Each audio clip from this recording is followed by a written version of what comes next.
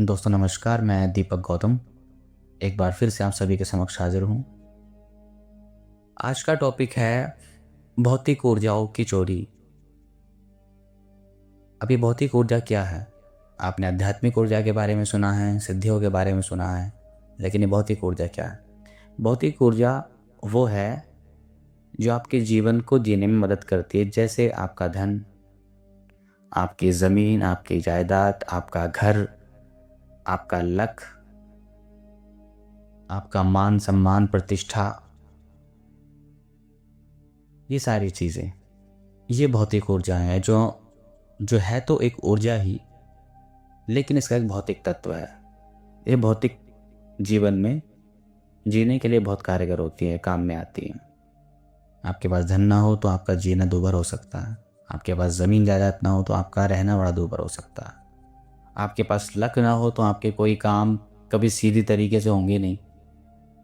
तो बहुत सारी चीज़ें हैं। तो ये सारी ऊर्जाएं भी काफ़ी बार तांत्रिक, इस तरह के लोग जो मैली विद्या का प्रयोग करते हैं, वो आपकी इन चीज़ों को चुरा सकते हैं।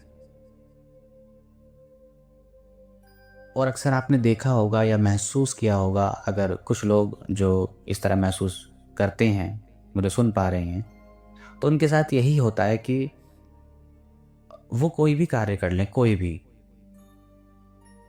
वो उसमें असफल होते ही होते हैं। वो चाहे उस कार्य को कितना भी शिद्दत से कर लें, कितना भी अपना दिमाग लगा लें, कितनी भी अपनी ऊर्जा लगा लें, कितना भी अपना सर्कल लगा लें, लेकिन उनको ये काम हो ही नहीं पाता है। एंड में रिजल्ट ज़ीरो निकलता है। आप कुछ लाभ करने के लिए गए थे, आपको घाटा हो गया। और आप उन चीज़ों में अपने जीवन में एक नुकसान फेस करते हैं जिन चीज़ों के आप राजा हैं। जैसे कोई भी कार्य आपको आता है, कोई भी चीज़ हो सकती है कि आप उसको बहुत बेहतर कर सकते हैं, लेकिन आप उसी में मार खा जाओ। आप उसी काम को करो और उसी में आप जीवन में फेल हो जाओ। और आपसे भी कम जो नॉलेज, जो ज्ञान रखते हैं उस चीज़ का, वो उसमें पास हो जाते हैं, वो उस काम को कर ले जाते हैं। अब चाहे वो कुछ भी हो सकता है, कोई भी कार्य हो सकता है आपके जीवन का।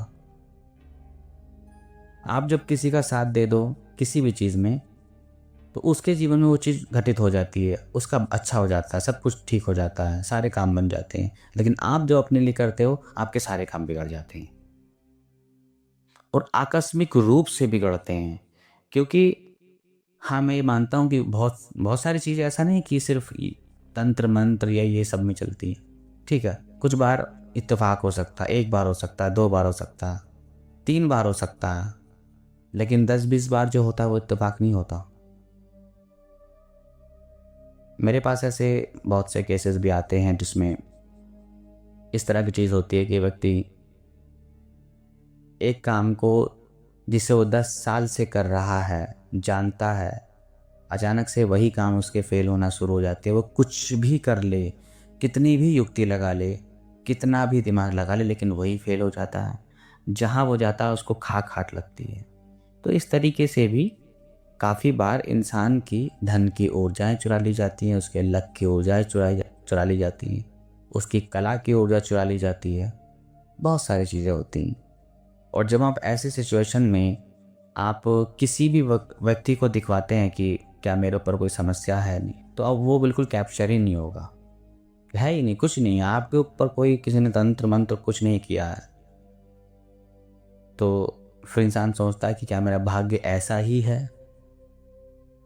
और उसमें भी काफ़ी बार जब इंसान सोचता है कि चलो मैं कुछ एस्ट्रोलॉजर्स को दिखा लेता हूँ, तो वहाँ पे आपको पता चलता है नहीं, आपके ऊपर ऐसी कोई समस्या नहीं है। इवन आपका तो भाग्य उदा होना चाहिए, लेकिन फिर भी आप गर्त में हो।